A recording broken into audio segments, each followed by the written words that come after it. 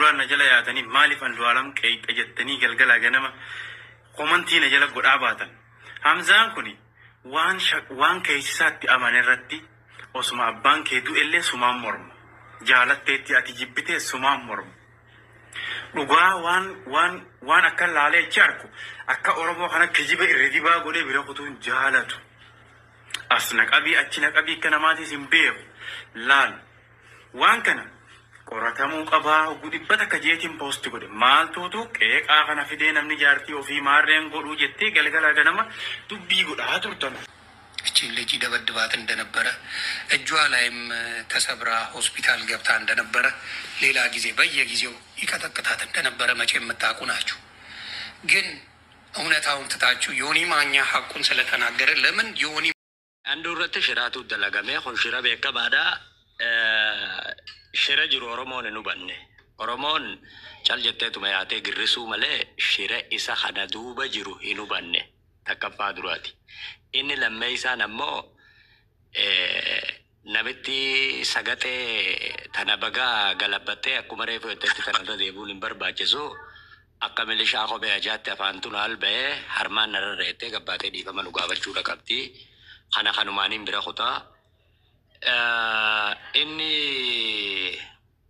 inni sadaffaan waa'ee Andu'aalam irratti wanni jechuu barbaannu yoo jiraatte saffisaan Oromoon dubbii tana jala buutee bahaadiyatti kaabaa kibbatti maaltu deemuudha jira bakka kanarratti akkamitti maali waay maaltu duuba jira eessarraa dubbiin tun kaate artiistii Hacaaluu Hundeessaa fakkeenyaa fudhanne Oromoodhaan nyaachise tanarra walii galla daadhii galaan Oromoodhaan nyaachise battee Rugeessaa Dheengadda Oromoodhaan nyaachise sooraa mucaa jedhamu san Finfinnee keessatti Oromoodhaan nyaachise.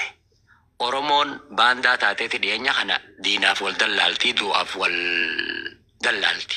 Dhugaadhaanis isinitti himaa ani milishaanis walaa mootummaa dabalatee mirga dubbachuudha. Alhamdulillah mirga dubbachuudhaan hin qaba rabbiif galanni haa ga'u.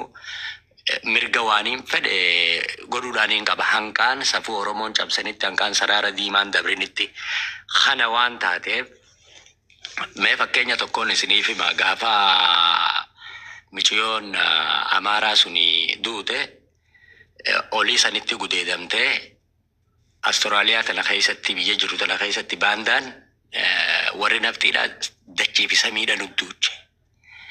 Nuti dheengadda michiyoon sun hoggaa duutu Oromoon guyyuma 2-3 akkanatti irraa wacce. Waa'ee Andu'aalam asirraa maga isteetaan jiru kana keessarraa baandaan nafxanyoonni akkanatti iyyuudha jiran bagajjeese yoo ajjeese yoo bagajjeese keenya maaltu isin galchaan jaalan amma reefuun tanarratti yaa'ii godhuu ture maaltu isin galchaa waa'ee dhimma Oromoodhaa keessa maaltuutu isin naqaa fakkeenyaaf ammaan tana namoonni tokko Andu'aalam difeensi godhu jira obsaan jechuun oolu kennaa nuti ganda tokko wajji dhalanne asumaanuu badda intala obbo addunyaadhaan nuti ganda tokko wajji dhalanne firaa fi aalii akkasuma ilmaan Oromoodhaa hundaaf rabbiin imaanaaf sabrii haa kennu namu amantii qabdaniin ka ortodoksiidhaan ka pirootestaantiidhaan ka waaqeffataa ka muslimaa du'aayii godhaadhaafi garuu ammoo wanni akkanatti amaarri qorame Hacaaluu Hundeessaadhaa baay'isawwee dheengaddaa biyyan irraa fallattu maal jee yoonii maanyaadhaa bineensa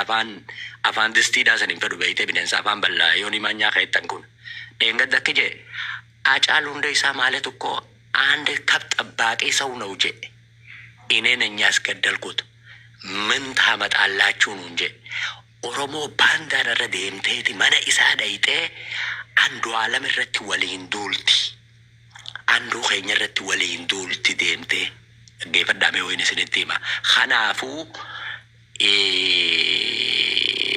moonee afaan mastiidhaatun saffisaan gabbaatee akka milishaa kophee ajaadatti afaantuna albahe harma kiyyaan nararree Oromootiyya akka tiitichaatti waaniin beeyna keessa seenee dhiifamanaaf godhaadhaa jettee joonii maanyaadhaatiin ammoo banee viidiyoo laa intinaatti suruu መቼም እኛ ኦሮሞንን ቅጥና ቃጣሪ ወደ ኋላ ይቀራል ብለ ይቅርታ መጠየቃል አለበለዚያ Gaafan Andu'aalam isteejii irratti argu hacee natti fakkaata ija irraan buqqifadhu. Akka ilmoo dhabaatittan ha'e Andu'aalam Gosaa laalaa. Na amantanis na amanuu dhiistanis. Gaafan barruulee intala tanaa argu. Barruulee ishii qofa arguu miti gaafa namichi Haacaaluun እኔ ያስገደልኩት አፄ ምኒልክን ነክቶ መኖር አይቻልም ምን ታመጣላችሁ namicha jedhe.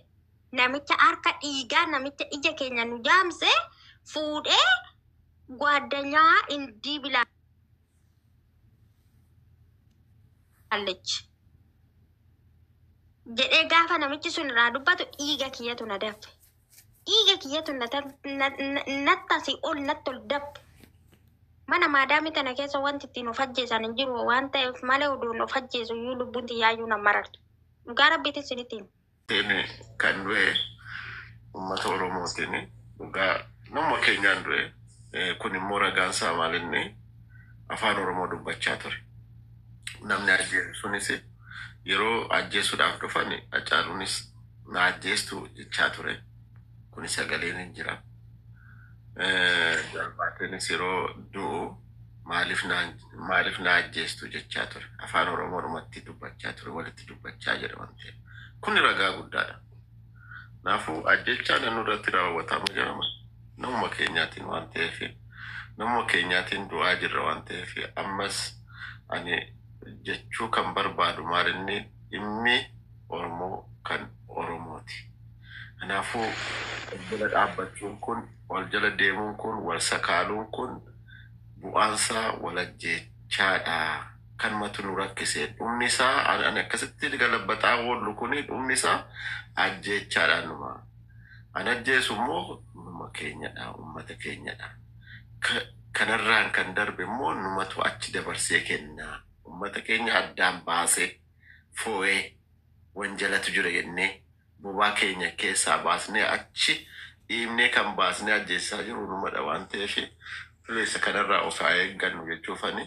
Walaa gorsinu akka caala walaa gorsinu yoo ofiin boontu dubbachaa turte Andu'aalam illee utuu ajjeese aadaa keenyaan duudhaa keenyaan gadaa keenyaan wal araaramuun achiin hiikkannaa jechaa turre. Mucayyoon kunis yoo dogongortee harma sanaan otoo jettee yaadde gaariidha. Akkasumatti hafurannu nama dogongora isaanii agarsiisuun dirqamadha. Kana jala dhaabbachuun qabu. Dhimmoota tana jala dhaabbachuu qabna nafxanyaa masaraa mootummaa keessa jirtu mucaa kanatti kakaaste waan taate wallaalteetii miti beektu waa'ee mootummaa fi ishiin nama beektudha. Niitiin ofiishiitifu ishiin waa'ee jaalalaa beekteeti kan dhirsa ishii ganama qalaqqubellaa godhattee galgala hiikte shamtuun hudduu shama ajooftuun jechuu saniinuu namicha mar'imaan gadi rarra'ee sa'a faranjii durubde fakkaatee jilba ga'eetti hidhattee diramtee kan ganama qubellaa godhattee galgala hiitte ishiin waa'ee jaalalaa beekteeti. Erga waa'ee jaalalaa beekte maa hiitte ishiin ajooftu gaallamoonni manatti hafte jechuu keessa abbaa ishii dhaabbattee mucaatti angooti. Nafxanyaa masaaraa mootummaa keessa jirtu paablikii irratti baatee mucaatti kakaaste. Silazii akkas gochuuf hin dandeenyu nuti. Harka ishiitiin barreessite. Sanummoo doofa sammuu doofaa ni sammuun keenya ismaartii osoo beeknu akka nama hin beekne osoo dhageenyu akka nama hin dhageenye waan baay'ee bira tarra. Akkaawuntii kiyyaa miti feek akkaawuntiidha jettee falmaa turte mormaa turte maaf kaastere maaliif kaastere sila akkaawuntii ishiitii miti feek akkaawuntiidha haa ta'u maa kaastere. Hai.